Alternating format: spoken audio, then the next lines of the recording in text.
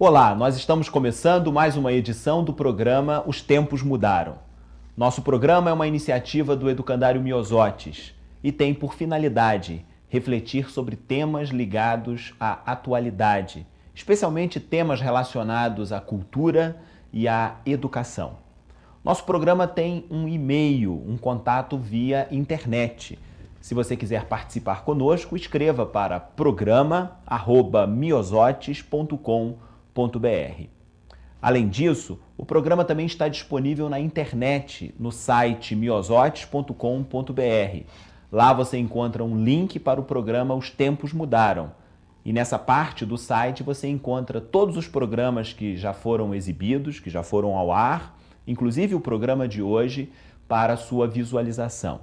Isso é bom porque fica como registro para memória, para arquivo, mas também para acessar em qualquer momento, em qualquer dia, em qualquer lugar, para conferir sobre um tema importante, sobre um convidado especial que esteve conosco.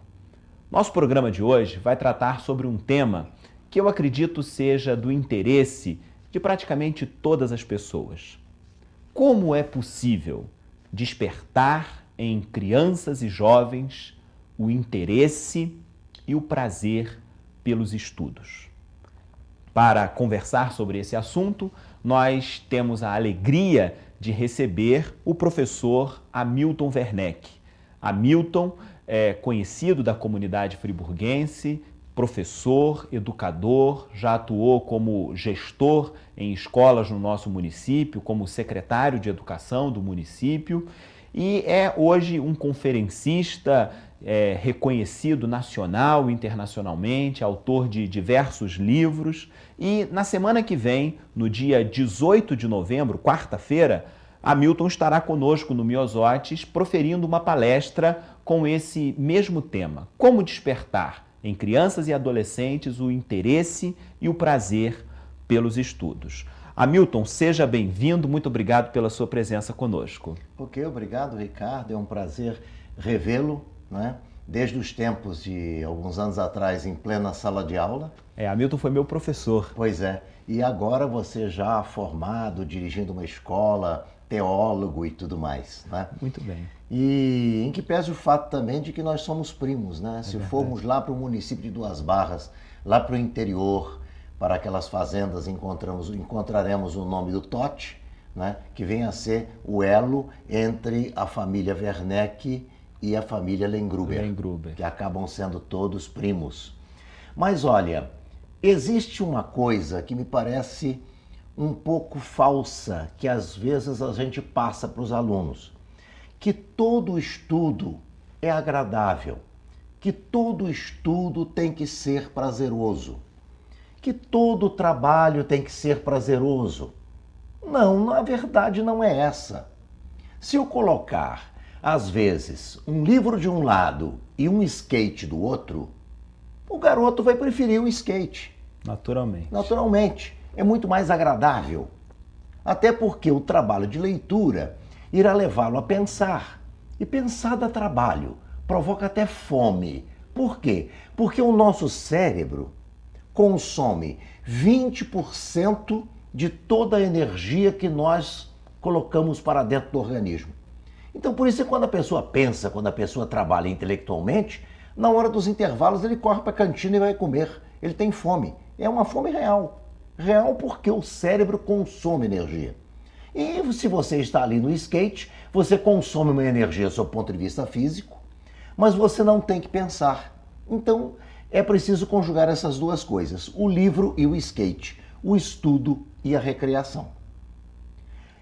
Então é importante que a criança, que o adolescente e depois o adulto percebam que há trabalhos que dão trabalho. Há estudo que não é fácil. Há problema para resolver que você custa a entender.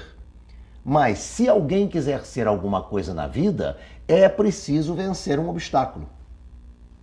Um exemplo muito claro disso são essas grandes seleções que perdem campeonatos. Por quê?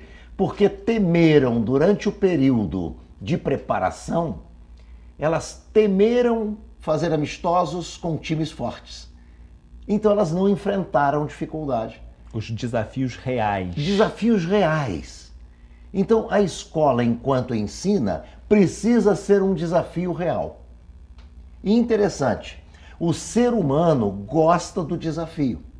O ser humano que não gosta do desafio precisa ser instigado a enfrentar o desafio, porque ninguém sabe dizer como será o amanhã.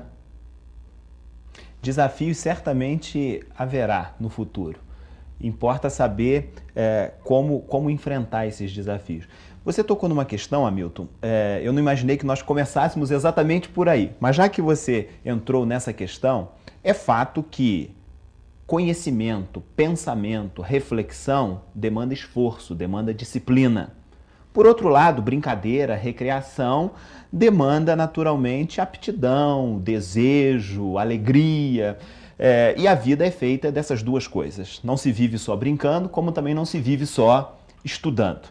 Mas a escola tem como uma das suas tarefas ensinar. Hoje me parece, inclusive, que a escola precisa, inclusive, ensinar a brincar. Nossas crianças que chegam à educação infantil, por exemplo, sobretudo aquelas de família de classe média, de zona urbana, não sabem efetivamente sobre brincadeiras, por exemplo. Brincadeiras de socialização, brincadeiras de encontro com o outro. Conhecem muito bem a televisão, a internet, os jogos eletrônicos. Eu, particularmente, não tenho, a priori, nada contra todas essas questões, mas é preciso que haja outras medidas de recreação. Qual é a sua opinião sobre isso? A opinião é a seguinte. Primeiro, a criança hoje não brinca mais. A criança compra brinquedo e guarda no armário. E os armários vão se entulhando de brinquedos. A criança nem sequer sonha em fazer os seus brinquedos. Se alguém propuser a